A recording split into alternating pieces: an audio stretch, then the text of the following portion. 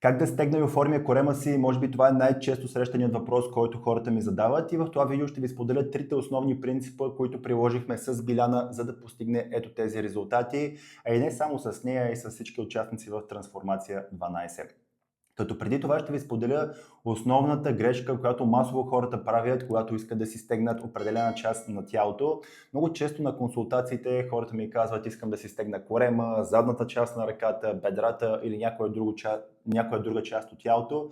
И аз ги питам: правиш ли нещо по въпроса? И те ми споделят: да, правя 4-5 интензивни упражнения за корем всеки един ден, но накрая нямам никакви резултати. Хора, колкото и упражнения да правите за корем или определена част на тялото, вие няма да стегнете тази част на тялото, защото не съществува такова нещо като точково горене на мазнини. Тоест, когато ние правим едно упражнение, ние няма да стегнем тази част на тялото, защото когато правим примерно упражнение за корем, ние натоварваме мускулите на корема, но мазнините на тях си остават. Така че когато правите едно упражнение, вие не изгаряте мазнини в дадената част на тялото. Това е изключително важно да се поясни. Основното нещо, от което зависи дали ние ще сваляме или качваме килограми, е калорийният баланс. Така че първото нещо, което трябва да се фокусираме, ако искаме да сваляме килограми, е да сме в калориен дефицит.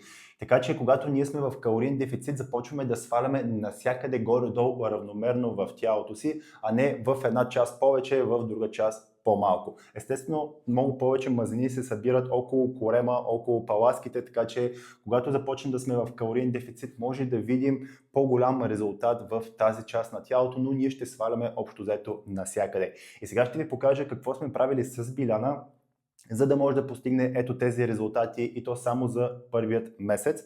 Като първото и основно нещо е, както казахме, да си подберем правилния калориен баланс. В нейния случай в началото започнахме с 1300 калории, като съм ги разделил спрямо проценти: 35% протеин, 35% въглехидрат и 30% мазнини.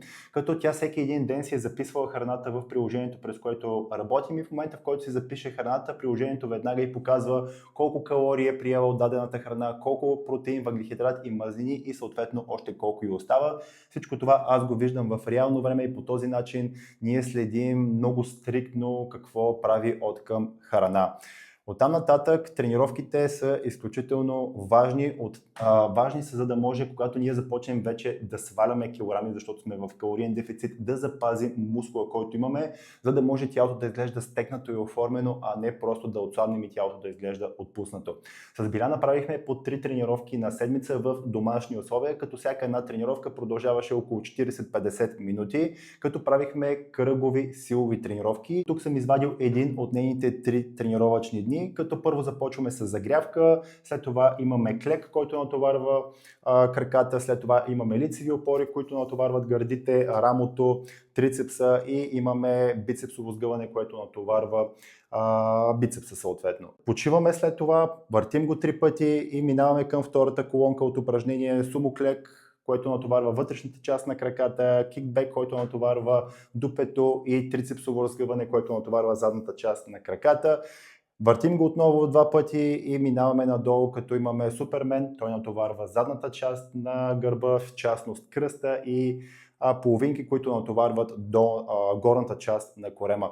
По този начин може да забележите, че натоварваме горе-долу всички части на тялото за една тренировка, и забележете, правим само едно упражнение за корем, и то в края. Тоест тези резултати, които тя ги е постигнала, не ги е постигнала от много упражнения за корем, а напротив, прави само едно упражнение в края на тренировката. Дори да не беше правила никакви упражнения за корем, тя ще да има същите резултати, защото просто много стриктно следяхме нейния калориен прием и макронутриенти. Също така е важно да обърнем и внимание на третото нещо основно, което съм следил при нея, а именно нейните крачки за деня.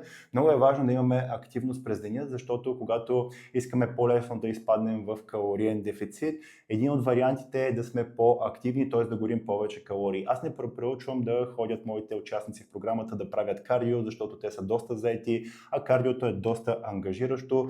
По-добре да си изградим един навик, в който примерно да ходим пеш на работа, да излизаме по-често, да разхождаме кучето, да ходим пеш до магазина. По този начин всеки един ден натрупваме крачки, а тези крачки водят до калориен дефицит. И накрая ще направя едно обобщение на всичко това, което казах. Когато тренираме определена част на тялото, само по себе си това не означава, че ние ще стегнем тази част на тялото.